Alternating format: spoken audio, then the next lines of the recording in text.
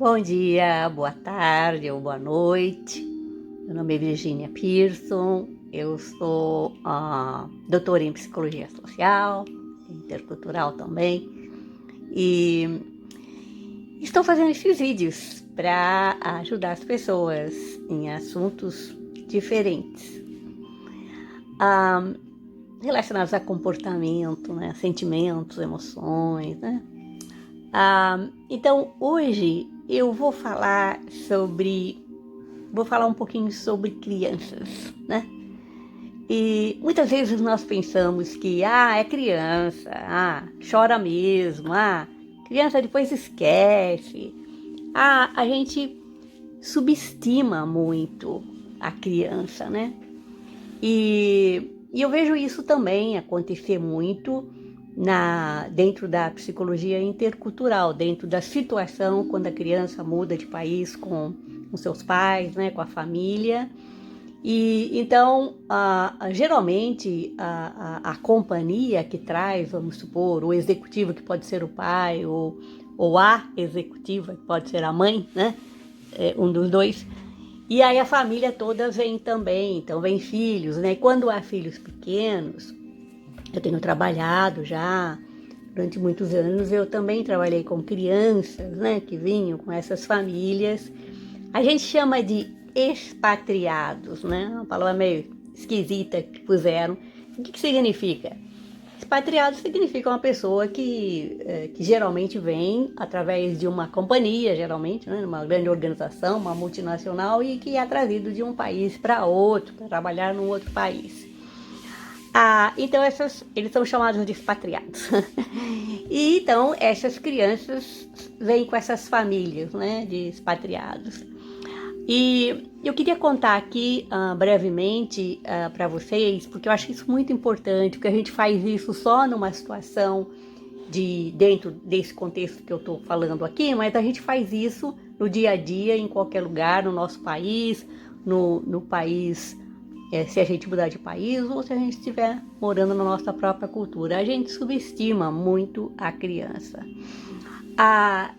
E a criança tem sentimentos, a criança também passa por depressão, a criança também sofre ansiedade, ela precisa ser olhada, ela precisa ser cuidada, ela precisa ser respeitada também, né?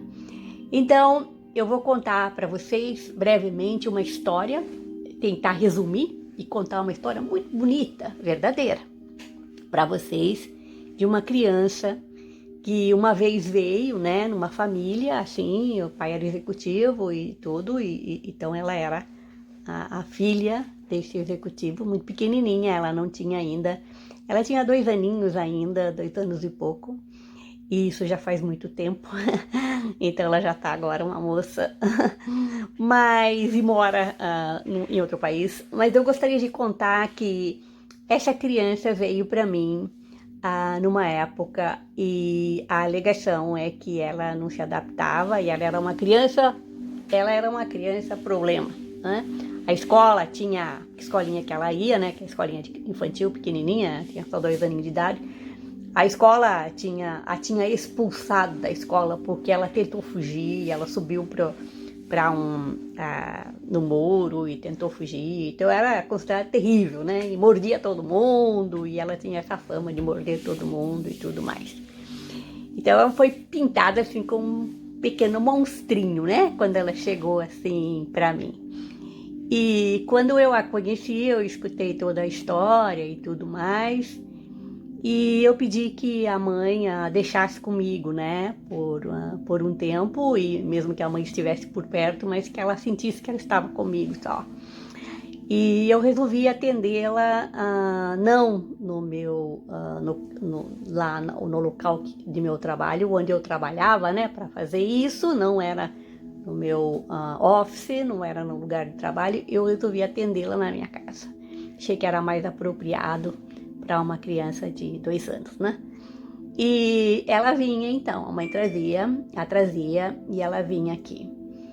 E então toda essa história de que ela ia me morder, que ela ia fazer isso e aquilo, Não aconteceu. Eu nunca fui mordida por ela. E ela era uma menina muito inteligente. Eu vou chamá-la aqui, até vou chamá-la de Vivi, tá? Vamos dizer que ela se chamava Vivi. E Vivi era uma menina que ela tinha um amigo invisível. E ela conversava com esse amigo invisível. E esse amigo invisível se chamava Pitoco. Ela tinha dado o nome para ele de Pitoco. So, Vivi vinha para sessões comigo, e eram sessões mais compridas, porque era um trabalho com criança, e ela trazia o amigo imaginário dela, que era Pitoco. E toda vez que eu trabalhava com ela, o que eu brincava, né? Porque nós brincávamos, e tudo que ela vinha fazer aqui era vir brincar comigo. E ela me chamava de Vó Vi, né? Que eu já era avó naquela época. Então, ela vinha para cá e nós brincávamos, né? E eu tinha uma missão que eu estava sendo paga pela companhia, pela multinacional. Eu tinha uma missão de fazê-la, de adaptar-se e fazê-la querer aprender o inglês, porque ela tinha uma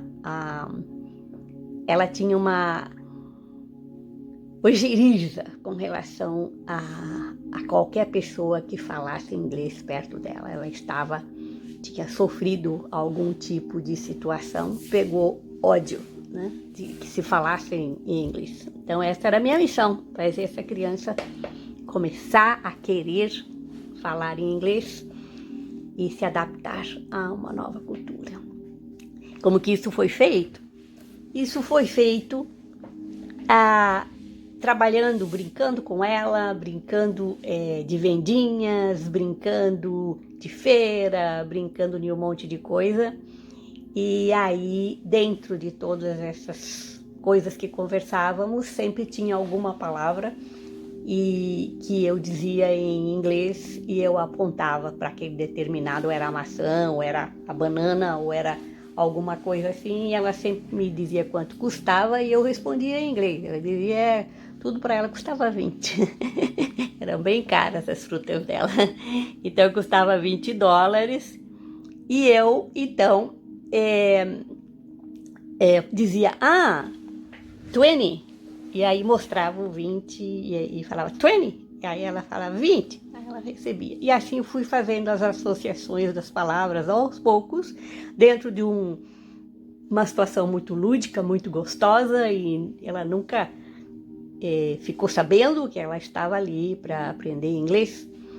E nós, então, trabalhávamos assim, e o Pitoco estava sempre junto, o Pitoco fazia parte, e tudo que eu fazia eu me esquecia do Pitoco, ela me lembrava, eu esqueci de colocar a xícara do Pitoco, o copo, o prato do Pitoco, naquele que nós estamos brincando, e então o Pitoco estava sempre presente conosco. E nós fomos assim, trabalhando, né, nessa situação, e devagar, e ela aos poucos, então, foi criando essa ligação, esse elo com as palavras em inglês, sem achar que estava aprendendo inglês. E, na verdade, a melhor coisa que aconteceu em todo esse processo foi que quem, na verdade, criou a gente fala de uma bridge, né? Você tem que criar uma ponte, um elo com a cultura, que ela goste, né? Então, a pessoa tem dificuldade de adaptação, não encontra essa passagem de uma cultura para outra. Então, nós temos que criar esse elo. Que elo é esse, né? Que ela se identifica e que ela quer passar por esse elo, essa bridge, essa ponte para outra cultura, né? E quem construiu essa cultura, essa ponte para nós, foi um cachorro que eu tinha na época, e que se chamava Snoopy, e esse cachorro, e essa criança tinha medo de cachorro, a mãe pediu que o cachorro não ficasse perto. Um dia ele escapou e veio, era um cachorro muito brincalhão, nunca mordeu ninguém, e agora tá lá no céu, é um anjo chamado Snoopy. E ele veio e estava todo feliz que tinha uma criança. E eu comecei a conversar com o Snoopy e dizer. O meu cachorro estava acostumado que a gente falava em inglês com ele, né? O marido americano, a gente só falava ele só dava os comandos em inglês, então o cachorro aprendeu, evidentemente. Então eu comecei a dizer assim, no, estou, Snoopy. Aí eu dizia assim, sit, sit. E o cachorro sentava, né? Evidentemente.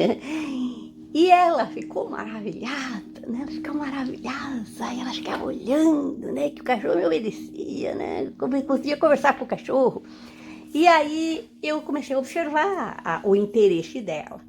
E aí eu dizia assim, Snoop, shake, shake, para dar a patinha e fazer assim, e ele dava a patinha. E ela amou tudo isso, né? Ela amou, ficou super motivada, né? E acho que nunca tinha tido uma interação assim com um cachorro. E aí ela começou a me imitar. Eu falei, você quer tentar? E se você falar com ele na linguagem dele, ele também vai te obedecer. E ela falou, ah. Aí, nessa época ela já estava com uns 2,5, quase 3 anos, acredito, por aí. E aí ela diz assim, ela começa a dizer assim, sit, Snoopy, sit. O cachorrinho sentava, aí ela não aguentava de alegria, dava pulinhos, ficava super feliz, batia palma, e ela dizia assim, Snoop, stop, whatever, né, que ela falava, shake, ele dava a patinha e tal. E aí eu falei, puxa, né, tá aí, né, é o Snoopy, né, que vai fazer essa ponte, né. E aí ela ficou encantadíssima. Aí quando a mãe veio, ela contou tudo do cachorro e tal.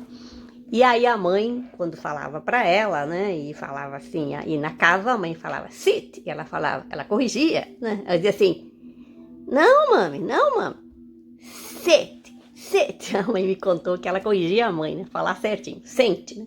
Aí o cachorro obedecia e tal.